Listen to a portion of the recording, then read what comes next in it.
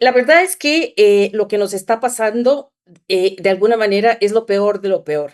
Ecuador entra a esta crisis, digamos, a partir de estos últimos años, digamos, con unas crisis bancarias súper duras, con problemas por el terremotos y por otro tipo de desastres, unos desastres que son como el terremoto del 2016 o desastres construidos por una infraestructura gigantesca que no sirvió para nada y que se colapsó, a las crisis energéticas del colapso. Es decir, Ecuador ha vivido de crisis en crisis los últimos 20, 26 años. Estamos ahora en el año 6 post-COVID.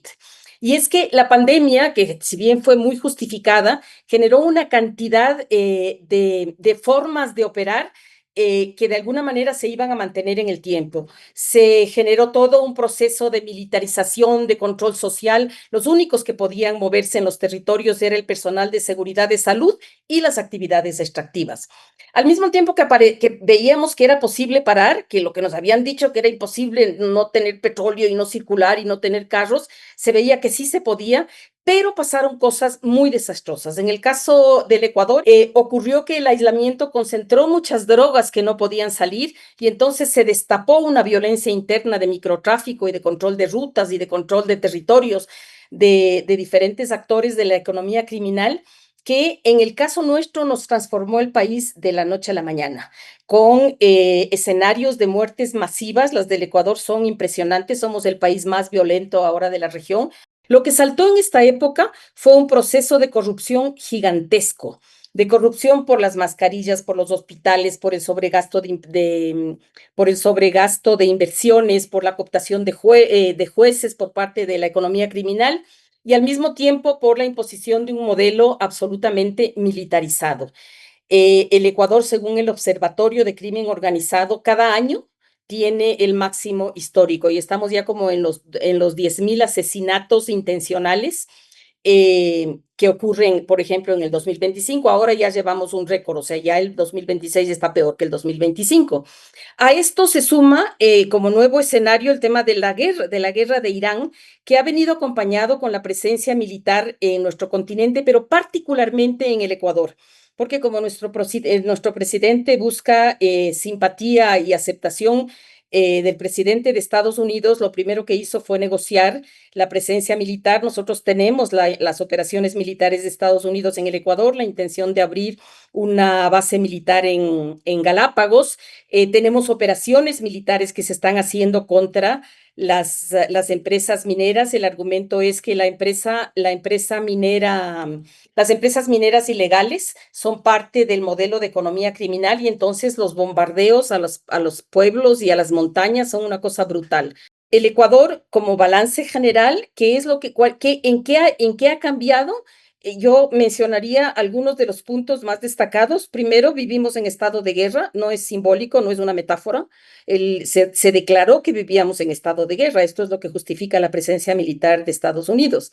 Una corrupción e infiltración del narcotráfico brutal. Se han destituido en lo que va del año 77 servidores judiciales, 29 jueces y 6 fiscales, todos con responsabilidad en temas de narcos o en temas de haber exculpado a algunos de los líderes de las bandas criminales.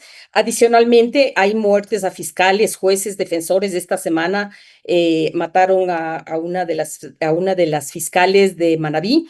Hay varios casos de jueces y de defensores, igualmente algunos son encubiertos y no son muy reportados, pero esta última semana se mató a una lideresa ecologista, un poco rebasando algunas de las líneas rojas que no habían pasado antes en el Ecuador. Decir que esta era una madre con dos niñas chiquitas, era rubia, era extranjera, es decir, que ya no importa mucho, ya el costo político de cometer este tipo de crímenes ya no es tan importante. Nosotros estamos viviendo un proceso de bloqueos de cuentas a ONGs y a las personas de las ONGs como mecanismo de control de las ONGs. Tenemos presos a los alcaldes porque en el proceso electoral del 2027 la idea es contener a cualquier posible candidato que le reemplace hasta al actual presidente. Estamos en estados de excepción. Antes los estados de excepción eran sobre todo en las zonas de frontera y en Guayaquil.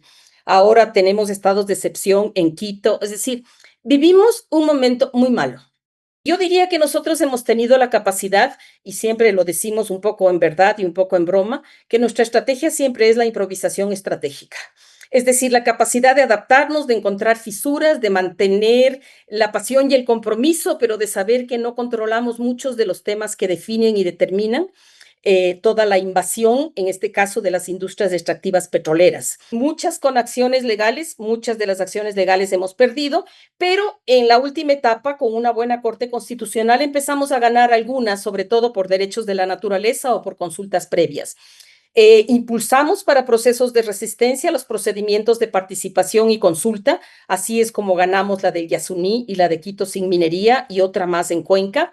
Es decir, como procesos de resistencia hemos implementado, yo diría que lo que más éxito tuvo fue el tema de la participación y la constancia en las luchas de las comunidades más locales que han logrado beneficiarse de algunos de los elementos que tenemos en nuestra nueva constitución.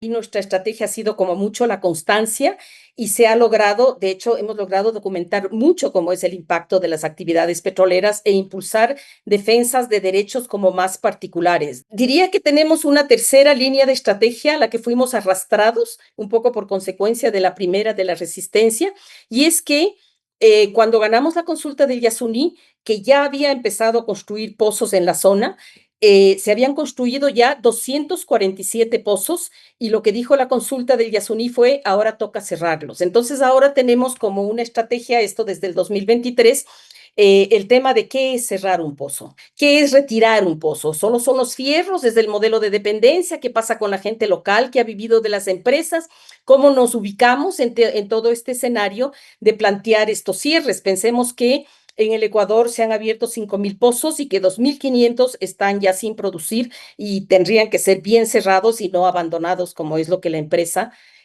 ha utilizado e inclusive tiene el descaro de mantenerlo así en sus estudios de impacto ambiental, les llaman el plan de cierre.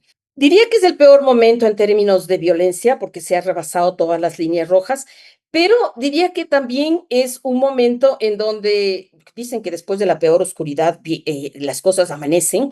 Hay muchas cosas que nos permiten ser optimistas y que nos permiten pensar en algunas estrategias de cómo ser audaces como el vuelo silencioso de la lechuza o tener la capacidad de ser flexibles como el bambú, o sea, pensar un poco en las fuerzas que tenemos de la naturaleza para aprender a sobrellevar este tema.